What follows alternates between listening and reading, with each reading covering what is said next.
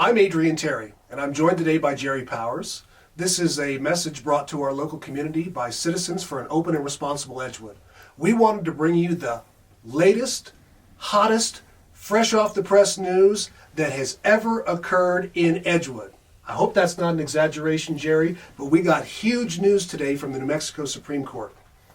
The Supreme Court today decided with us that John Bassett had, his judgments are affirmed from the lower court. He's been removed from office as of October 14th.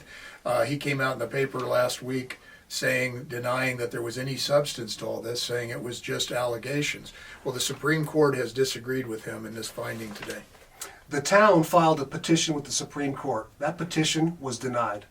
John Bassett filed a petition with the Supreme Court. That petition was denied.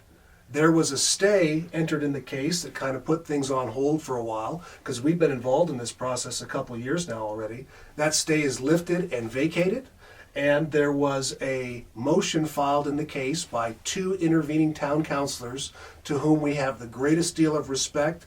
We want to show them honor and appreciation for the work that they've done to protect this local community. That's Audrey Jaramillo and Sherry Abraham. And their motion to strike all of the pleadings filed by the town attorney and all the papers and to have him disqualified was granted. This is tremendous news because the Supreme Court's order held that the town attorney was not properly authorized to do anything in this lawsuit, and that may have greater implications in relation to current lawsuits where the town of Edgewood is involved. John Bassett held a meeting after he had been removed from office to vote, and he voted in that, and the town attorney let him get away with this, saying that he had the authorization to vote on whether or not he would spend taxpayer money to defend his removal from office personally. So the Supreme Court found all that improper. There was no proper authorization. So the town attorney, who has been defending John Bassett personally with taxpayer money, has been removed from this case. I think it's huge news. I also want to give another shout out to Audrey and Sherry for defending against the effort by some of John Bassett's cronies, John Abrams, the mayor pro tem, and Councilor Linda Holly, who kept trying to approve the minutes from this November 2nd, 2020 meeting where John Bassett voted improperly and allegedly authorized the town attorney and others to defend him in this case. Because that action could have been ratified. And thank God it wasn't. I have nothing but respect for those two ladies because they really have taken a beating. They had to call the police at the last town council meeting because in closed session, John Abrams was bullying, and he even said that he was going to bully them in this closed session. So they had to call the police. So I want to say none of this could have been possible without them standing up against this kind of corruption and doing it against all of this hostility that they've taken. And in the spirit of openness and transparency, we want to actually share with you some of the actual text from the Supreme Court order that issued this morning. Here's an important note. The Supreme Court was very clear to say that John Bassett was removed from office. He was removed on October the 14th, 2020, a date certain, and that the district court's order was that he had forfeited his office. This judgment for quo warranto might affect John Bassett's candidacy in this upcoming election, November 2nd, this Tuesday. I want to remind everybody to get out the vote.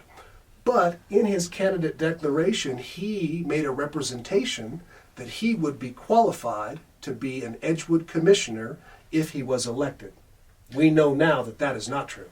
Right, and what this means under quo warranto, as you know, Adrian, but not everybody knows this, that once you're removed from office for quo warranto in New Mexico, you cannot ever serve again. You're disqualified from ever holding public office. It's that serious when you misuse public funds. So even if John Bassett, by some stroke, was managed to get back into office and be elected, he's ineligible to serve anyway.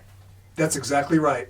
And the Supreme Court was very clear in their order, and we'll show you a clip of this too, to say that John Bassett was not authorized to take any vote in his own interest, right? I mean, Audrey and Sherry are in this meeting saying John Bassett shouldn't be allowed to vote. He has a direct conflict of interest. And with the complicity of the town attorney, they came up with their own interpretation. And of course, the past is the past. And the future, thank God, is today. We actually believe that justice has been served in this case. It is a remarkable decision from the Supreme Court. It far exceeds our expectations. And we think, as of today, Jerry, this is a complete victory for those people who want to stand against public corruption and want to make sure that the people have an interest in their local government, that the people can be heard. We want to make sure that we also listen to minority views, and we want to make sure that the public is involved. Public input is not disruptive, Jerry.